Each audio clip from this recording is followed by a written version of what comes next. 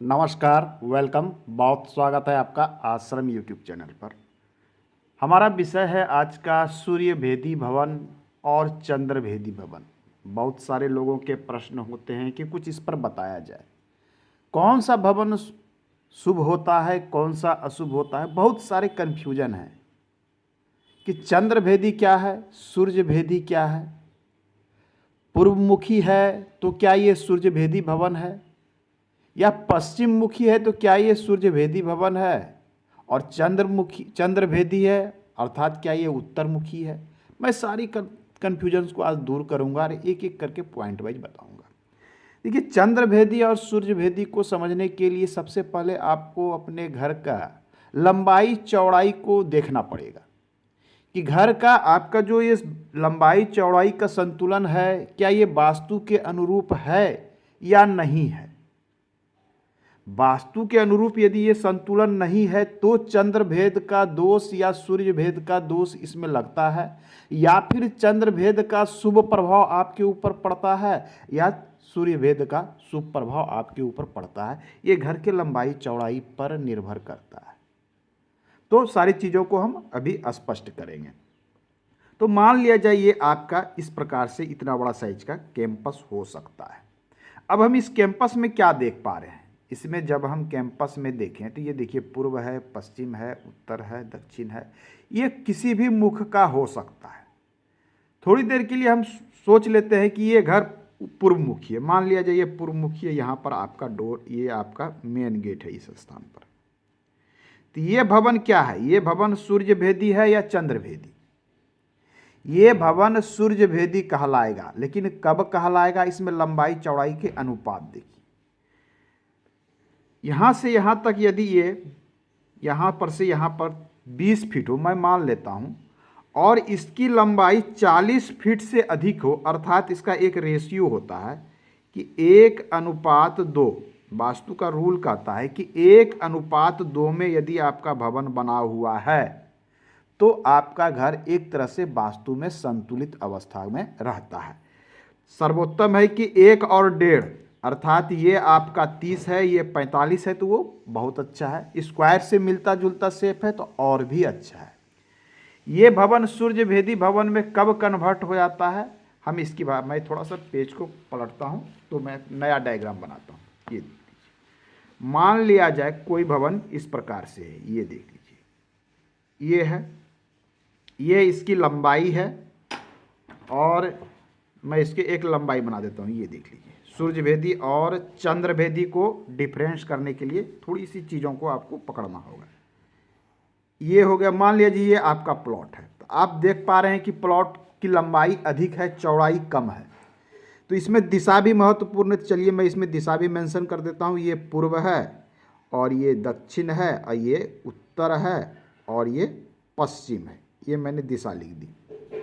ये भवन शुभ है या अशुभ है, लंबाई काफ़ी अधिक है तो वास्तु इसमें सही तरीके से एडजस्ट नहीं होगा, सही तरीके से वर्क नहीं करेगा। तो वास्तु के अनुरूप जो कहा गया है कि 1:2 में है मैक्सिमम, तो आप इस पर निर्माण करें, ये वास्तु के लिए संतुलित भवन है। अर्थात ये आपकी 25 फीट की चौड़ाई, 25 फीट लंबाई, 50 तक है, तो वह एक तरह से संतुलित है। लेकिन जब आपकी चौड़ाई 10 फीट है और ये 50 फीट लंबी है, या ये 15 फीट है, ये फिर 70 फीट है, तो ये संतुलित अवस्था में नहीं है। ऐसे घर में सूर्य भेद का दोष लगता है। ऐसे घर में सूर्य भेद का दोष, सूर्य भेद का दोष कब होता है कि जब आपकी घर की लंबाई चौड़ाई के अनुपात में कम हो, और आपका घर पूर्व मुखी या पश्चिम मुखी हो, या उत्तर और दक्षिण भी हो सकता है, लेकिन ज़्यादातर जो होता है कि इस प्रकार का घर हो और ये अधिक हो, तो ऐसे घर को सूर्य भेदी कहते हैं। इसे हम कहते हैं सूर्य वेदी, सूर्य वेदी घर।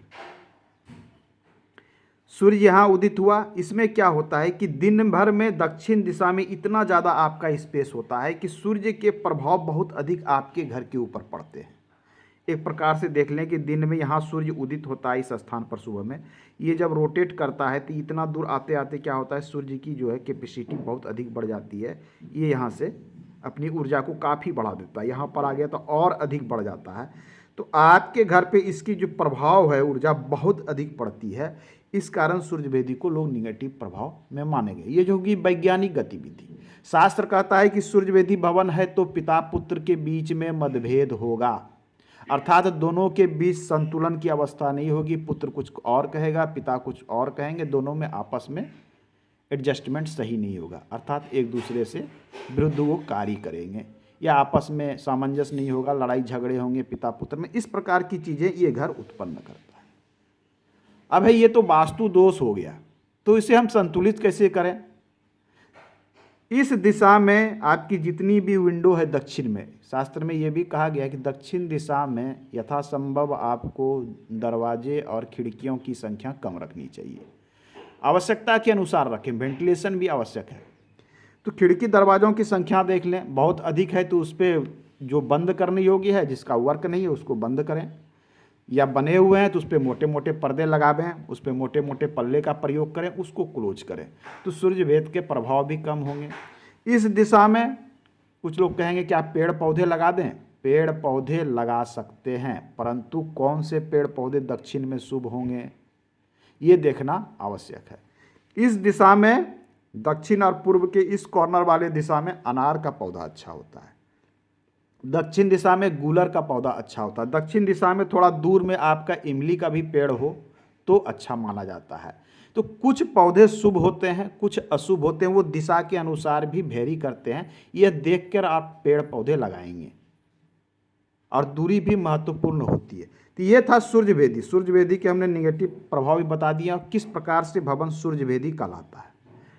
अब है कि चंद्रभेदी क्या होता है, तो चंद्रभेदी को भी समझ लें। चंद्रभेदी शुभ होता है, बिल्कुल होता है। क्या ये ऑलवेज शुभ होगा? मैं इसके विषय पर भी हम बात करेंगे। ये देख लीजिए, ये आपका भवन है, ये इस प्रकार से है, इस प्रकार से बना हुआ है। ये आपका है, ये हो गया पूर्व दिशा, ये है आपका पश्चिम, ये है उत्तर और ये है दक्षिण, ये दक्षिण है। ये भवन क्या कहलाएगा? चंद्रभेदी। चंद्रभेदी शास्त्र में ऐसे भवन को शुभ कहा गया है, परंतु कहाँ तक, इसकी भी एक सीमा है। क्या ये यदि ये 15 फीट है, ये 100 फीट लंबाई है तो ये चंद्रभेदी है, परंतु ये शुभ परिणाम देगा? नहीं देगा। शास्त्र जो कहता है कि भवन की जो अनुपात होनी चाहिए मैक्सिमम 1:2, अर्थात ये 30 फीट है तो ये 60 फीट, ये 20 फीट है तो ये 40 फीट, इस प्रकार के अनुपात में हो तो ये चंद्रभेदी भवन आपके लिए अति शुभ है। परंतु जब लंबाई बहुत अधिक हो जाएगी तो वास्तु ही सही तरीके से एडजस्ट नहीं होता। क्यों नहीं होता है? वास्तु क्या होता है कि केंद्र से इसके प्रभाव, ब्रह्म स्थान से इसके प्रभाव आपके घर में चारों तरफ इस प्रकार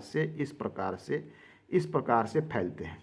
किसी भी भवन में केंद्र से उसकी ऊर्जा चारों तरफ फैलती है और घर में टोटल घर में 81 पद होते हैं। अब प्रत्येक पद के अलग अलग देवता हैं, वो अलग अलग घर में बैठे होते हैं। 45 देवता होते हैं और 81 पद होते हैं।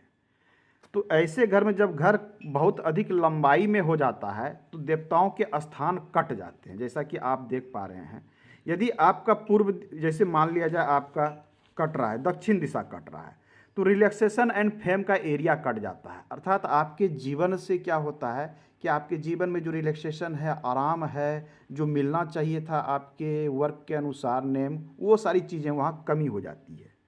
नॉर्थ दिशा किसी की कट जाएगी तो पता चलेगा कि मनी एंड अपॉर्चुनिटी के मौके उसको कम मिलते हैं, अर्थात धन कमाने के बहुत अधिक मौके नहीं मिलते।